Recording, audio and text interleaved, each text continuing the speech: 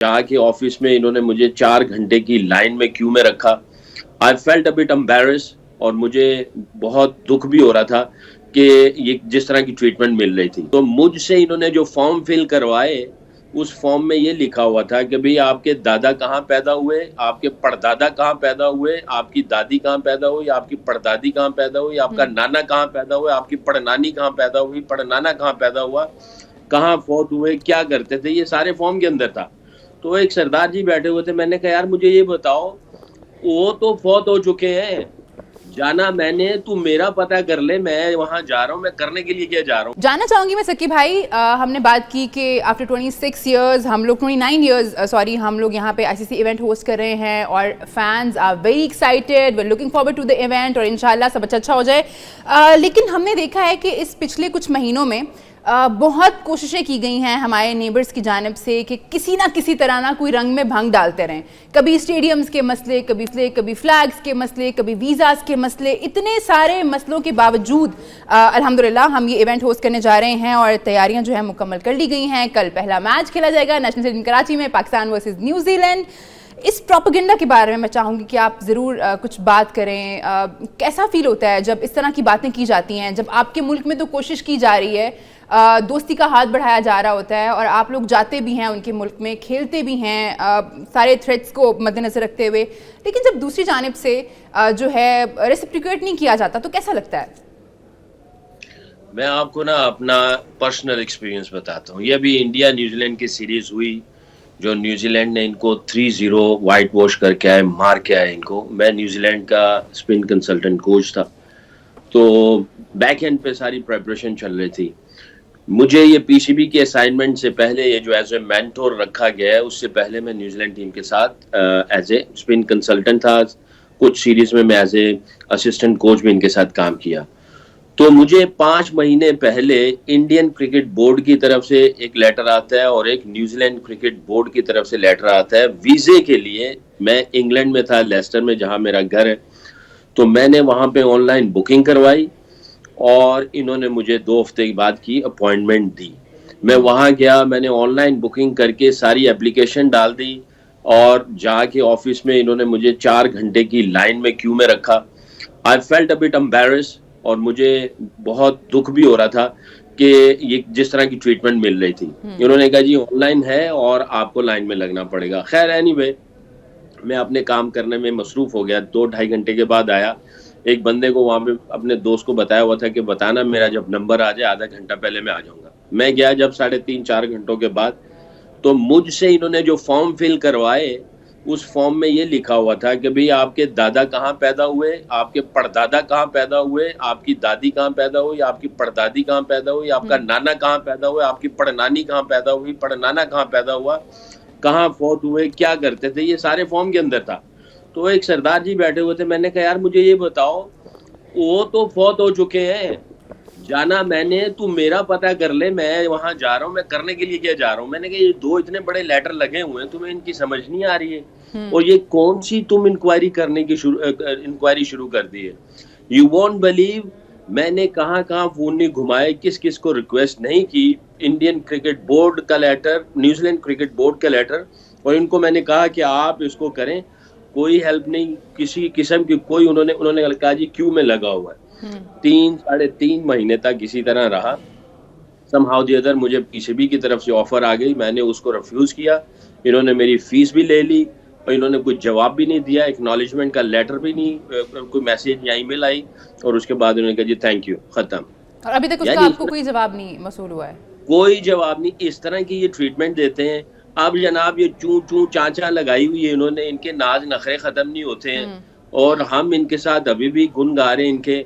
और जनाब हमारे जो पब्लिक में बैठे लोग, बच्चे जो है कहते हैं जी विराट कोहली आ जाए, बुमराह आ जाए, तो हम उसको देखना चाहते हैं, हम उसके फैंस हैं। पाकिस्तान की तरफ से मिन्नतें हो रही हैं, हर बच्चा जो है वो चाह रहा है इनको देखने के लिए, और इनके नखरे खत्म नहीं हो रहे हैं। पता नहीं ये कौन सी दुनिया में रह रहे हैं और ये पता नहीं क्या करना चाह रहे हैं। क्या ये हमेशा इसी तरह रहेंगे? इन्होंने कब सुधरना है, कब इनका माइंडसेट चेंज होगा? भाई कब आप जो है वो थोड़ा सा दिलों को खोल के रखेंगे, दिमागों को खोलेंगे, कब वुसअत आएगी, कब इंटेलिजेंट होंगे, कब वाइज होंगे? टाई शाई लगा के और जनाब थोड़ी बहुत अंग्रेजी बोल के आप समझते हैं आप जो है वो सिविलाइज्ड हो गए, तो आपको बहुत कुछ पता चल गया दुनिया का, आप बहुत अच्छे इंसान हैं। ये इस तरह की जिंदगी गुजारनी है आपने, किस किस्म के आप छोटी छोटी बातों पे चीखो पुकार लगाई हुई है आपने। आप जनाब एक अलहदा अपना सिस्टम बना दिए जी, हम जाके उधर खेलेंगे दुबई में, हम पाकिस्तान नहीं आएंगे, हमारे झंडे भी लगाओ, हमारे झंडे भी नहीं लगने चाहिए, और अजीब अजीब सब और फिर प्रोपेगेंडा। वीजास का इशू, हमारे लेजेंड्स को अगर वीजा नहीं दिए जा रहे हैं तो हमारे सहाफियों को भी नहीं दिए गए थे जब आईसीसी का टूर्नामेंट हुआ था लास्ट इंडिया में, तो हमसे डिमांड्स की जा रही हैं कि हमें तो दिए जाएं, हमारे फैंस को भी दिए जाएं, हमारे जर्नलिस्ट को भी दिए जाएं, हालांकि आपकी टीम नहीं आ रही है पाकिस्तान। कुछ भी, ये तो अजीब किस्म का इनका एटीट्यूड है। और मैं तो ये समझता हूँ कि आईसीसी को इसके ऊपर देखना चाहिए, पाकिस्तान को फर्मली स्टैंड लेना चाहिए इसके ऊपर, इनको सबक सिखाना चाहिए किस किस्म का ये एटीट्यूड बना के बैठे हुए हैं। I felt so bad honestly. मैंने बर्मिंघम में एम्बेसी के अंदर फोन किया और जो उनके लोकल जो पॉलिटिशियंस थे उनसे भी रिक्वेस्ट की कि यार मैंने जाना है, ये इस तरह सिचुएशन चल रही है। उन्होंने कहा जी आप इसको ईमेल डालें, उसको मुझे ईमेलों पे डाले रखा। मुझे इतना अफसोस हो रहा था कि मैं जाऊं ही क्यों, मुझे जाने की क्या जरूरत पड़ी है। बट ऑब्वियसली न्यूजीलैंड के साथ मेरी कमिटमेंट थी, उनके भी हाथ बंधे हुए थे, उन्होंने कहा we can't help you from there. और इंडियन क्रिकेट बोर्ड सिर्फ एक लेटर दिया, उसकी भी कोई हैसियत कोई बुकत नहीं थी। वो दोनों लेटर मेरे पास पड़े हुए हैं, वीजा कोई नहीं मिला, विदड्रॉ किया, पासपोर्ट लेके मैं वापस आ गया और फिर मैं पाकिस्तान आया इधर। तो इस तरह की ट्रीटमेंट, इस तरह की बिहेवियर, ये तो एक शोबा है, हर शोबे में इसी तरह कर रहे हैं।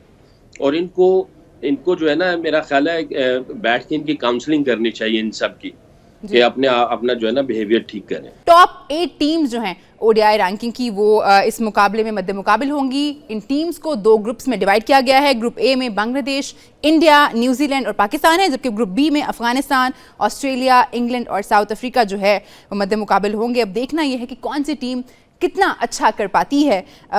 इंजी भाई, टॉप 8 टीम्स और ये शानदार मुकाबला जिसका कल से आगाज होने जा रहा है, पाकिस्तान को अपना पहला मैच खेलना है न्यूजीलैंड से, और न्यूजीलैंड से अभी हमने जो ट्राई सीरीज़ में 2 मैचेस थे हमारे और हम दोनों में अच्छा नहीं कर पाए हैं। तो लगता है कि ये वाला जो प्रेशर है वो आप अगले टूर्नामेंट में लेके जाते हैं, प्लेयर्स माइंड में होता है कहीं ना कहीं, या फिर जब आप नए टूर्नामेंट में जाते हैं तो पुरानी चीज़ें भूल जाते हैं बिल्कुल?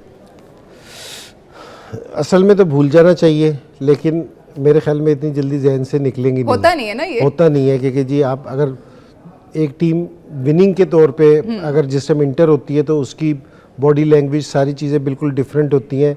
एक आप 2 मैचेस उसी टीम से पिछले एक वीक में हारे हुए हो तो उसका इफेक्ट ज़रूर आता है। लेकिन पाकिस्तान की टीम अल्हम्दुलिल्लाह ऐसी है कि ना ये जीत का प्रेशर लेती है ना हार का प्रेशर लेती है, एक जैसा ही होता है। एक जैसा ही होता है कि जी अगला मैच है ना, जिस तरह पिछले मैच में उन्होंने साउथ अफ्रीका के खिलाफ 352 चेज किया था, आपने तो इतनी बड़ी पार्टनरशिप लगा दी, इतनी बड़ी, और इस तरह की इनिंग्स खेली कि 90 पे 3 आउट होने के बाद जिस तरह आपने चेज किया, तो हमें तो रात को सोते भी चैंपियंस के ख्वाब आ रहे थे कि जी अब तो हम चैंपियन बन ही जाएंगे, कप हमारा है। तो अगले दिन ही तो उन्होंने कहा कि नहीं इस तरह ना सोचो। तो पाकिस्तान की टीम है ना, अच्छी टीम है, क्योंकि जी इसमें कोई नहीं उसको न्यूजीलैंड को हरा सकती है। अगर देखा जाए तो अगर पिछले अगर कुछ मैचेस देखे जाए तो पाकिस्तान की परफॉर्मेंस ज़्यादा अच्छी है। लेकिन अगर जो मुझे न्यूजीलैंड की सारों से अच्छी बात दिख रही है ना, जो उनके स्पिनर्स हैं वो बहुत अच्छी बॉलिंग कर रहे हैं। अगर पिछला मैच भी जो फाइनल देखा जाए कि जो उन्होंने कंटेन किया, उनके 25 से 26 ओवर स्पिनर्स ने किए जिन्होंने 80 से 90 रन सिर्फ दिए, तो ये उनका बड़ा स्ट्रॉन्ग पॉइंट है। और पाकिस्तान की पिचेस पे ना जिसके स्पिनर्स अच्छी बॉलिंग कर रहे होंगे, इनफॉर्म हो रहे होंगे, तो वो मुश्किल डाल सकती है किसी भी टीम को।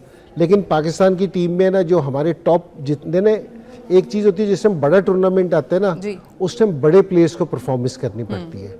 अगर पाकिस्तान का टॉप ऑर्डर जिस तरह बड़े हमारे प्लेयर्स हैं, जिस तरह बाबर है, रिजवान है या शाहीन है, हारिस रऊफ की कंडीशन हमें पूरी तरह पता नहीं है कि जी वो भी अभी पूरी तरह, कल भी जो रिपोर्ट्स हैं कि वो उसने नेट में प्रॉपर बॉलिंग नहीं की, प्रैक्टिस नहीं की उस तरह जिस तरह करनी चाहिए थी। सो हमारे अगर ज़्यादा प्लेयर्स है ना परफॉर्म करते हैं ना, तो इनके साथ है ना फिर दूसरे प्लेयर्स है ना परफॉर्मेंस करते हैं। अगर सीरीज में कोई नीचे वाला प्लेयर परफॉर्मेंस दे देता है, लेकिन जिस टाइम आप बड़ा टूर्नामेंट खेलते हैं ना, तो बड़े टूर्नामेंट में ना बड़े प्लेयर है ना फिर टीम को लेके चलते हैं। तो हमारे ये टॉप जो प्लेयर्स हैं ना, इनसे हमें बहुत रिस्पॉन्सिबिलिटी इनको लेनी पड़ेगी, और अगर ये लेंगे तो मेरा ये है कि जी पाकिस्तान फेवरेट टीम है इस चैंपियंस ट्रॉफी की।